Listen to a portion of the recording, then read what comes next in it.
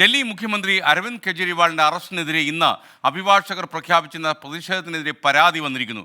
കോടതി പരിസരത്തെ പ്രതിഷേധം വിലക്കണമെന്ന് കാണിച്ചാണ് അഭിഭാഷകൻ Vaibhav Singh chief justice DB ചന്ദ്രചൂഡിന് പരാതി കൊടുത്തിരിക്കുന്നത്. ഡൽഹിയിലെ എല്ലാ കോടതികളിലും പ്രതിഷേധം സംഘടിപ്പിക്കാനായിരുന്നു ആഹ്വാനം.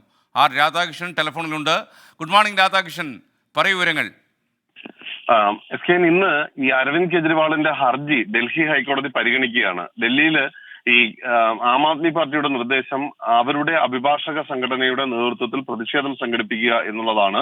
ഈ അഭിഭാഷക വേഷത്തിൽ പ്രതിഷേധം സംഘടിപ്പിക്കുന്നതിന് എതിരെയാണ് ഈ പരാതി ഇപ്പോൾ ഉണ്ടായിരിക്കുന്നത്. അഭിഭാഷക വേഷം ധരിച്ച് പ്രതിഷേധിക്കുന്നത് ചട്ടവിരുദ്ധമാണ് എന്നും അതിൽ മേൽ നടപടിയെടുക്കണം എന്നും ആണ് വൈഭവ് സിംഗിന്റെ പരാതിയിൽ പറയുന്നത്. ഇന്ന് 10 മണിക്കാണ് ഈ കേസ് ഡൽഹി ഹൈക്കോടതി കേൾക്കുന്നത്. ആ സാഹചര്യത്തിൽ കനത്ത സുരക്ഷാ സംവിധാനമാണ് ഡൽഹി ഹൈക്കോടതിയിൽ ഏർപ്പെടുത്തിയിരിക്കുന്നത്. അതിന്റെ ചുറ്റും ഈ ആം ആദ്മി പാർട്ടി പ്രവർത്തകർ വലിയ രീതിയിൽ വന്ന് ഈ വിധി അറിയാൻ വേണ്ടിയിട്ട് എത്തുന്ന ഒരു സാഹചര്യം ഉണ്ടാകും.